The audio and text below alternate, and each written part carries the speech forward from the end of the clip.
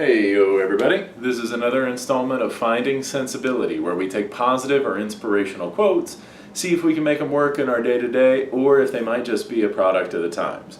Today's quote comes from Thomas Edison discussing the idea of failure.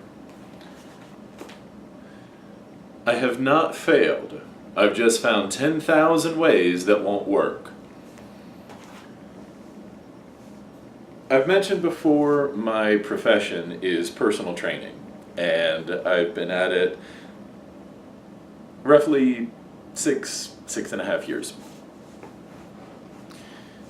I love what I do, and part of what I get to do is help people understand that failure is not at all what we have ingrained ourselves to believe it to be.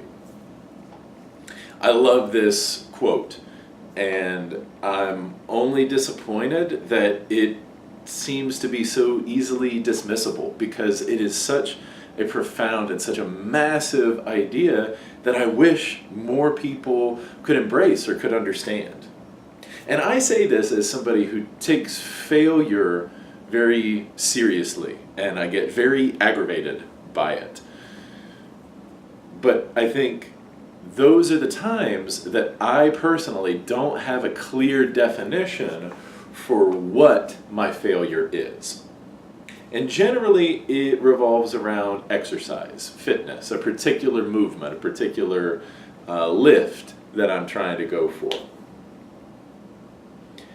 And in those terms, a failure is simply not performing the full exercise.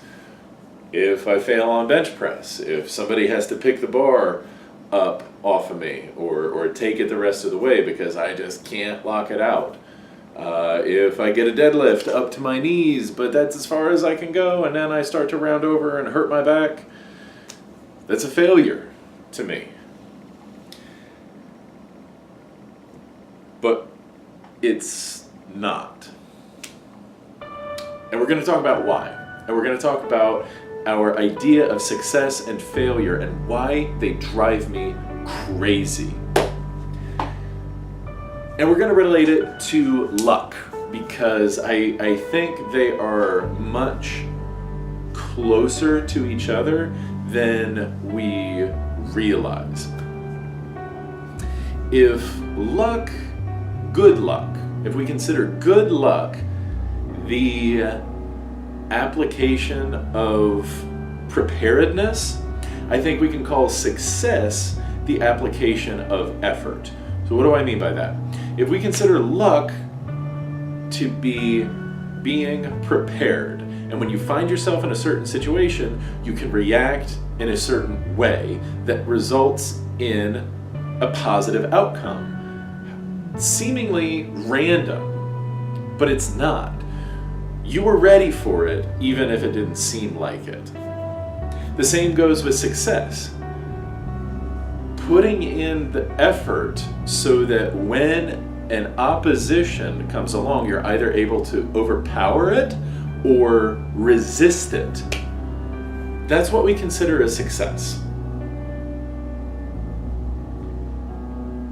So those two things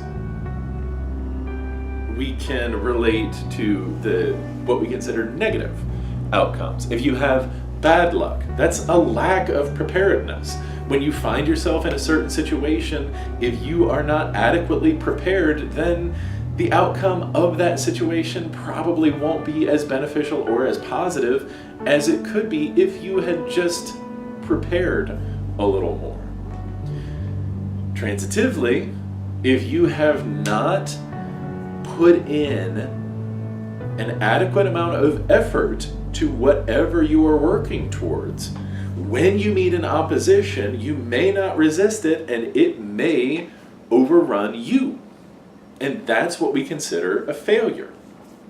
So when I don't get my bench press, I could very easily argue it's not for a lack of effort, because I work out 5 or 6 times a week.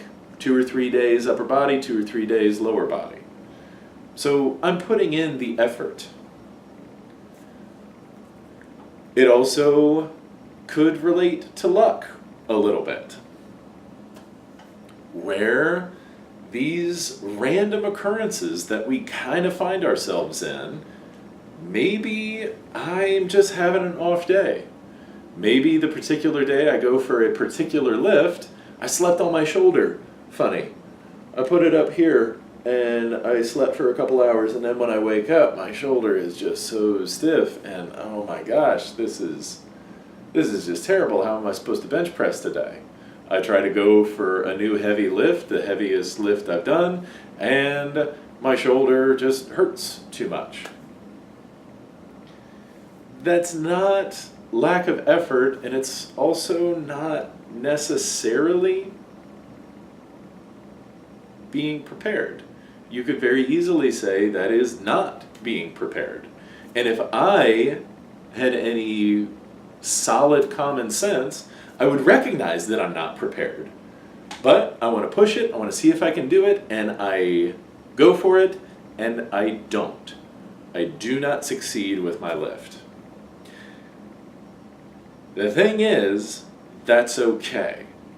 We have put such a dire connotation to the idea of failure.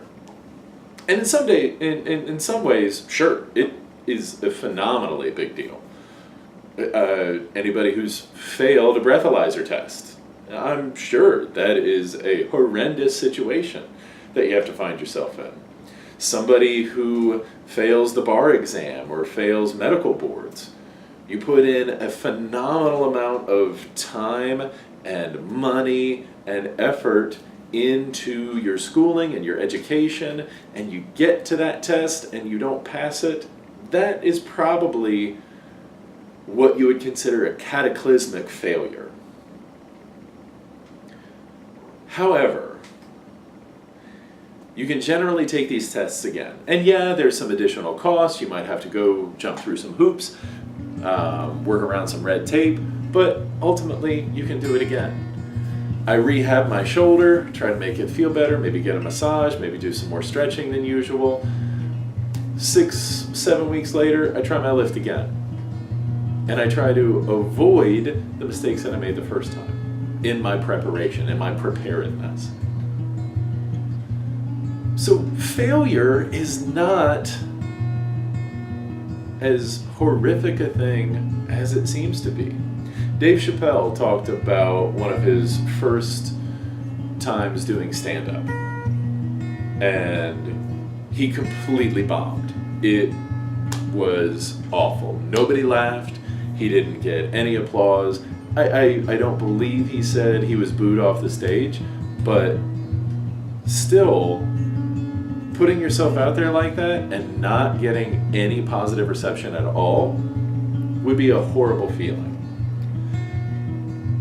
But he said the reason he was able to keep going was because he understood after that you can survive bombing on stage.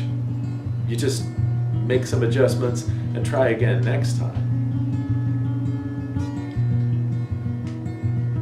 Don't let failure and what you consider to be failure stop you at all from continuing to do the things you want to do. Analyze your preparedness. See if you can increase your chances for luck, if we have to call it that. And I'm not. Let's call it preparedness. You've got your effort and you've got your preparedness. Let your preparedness match your effort, so that when not only do you find yourself in an opportunity to capitalize on it, but you find an opposition to it, you are able to decimate that opposition. Don't give up just because the idea of not succeeding every time leaves a sour taste in your mouth. Spit it out, get yourself together, and do it again. Prepare a little more, redouble your efforts, and do it again. And again, and again, and again. Because if it means that much to you, it's worth it. I promise it is. And until next time, stay tuned and stay real.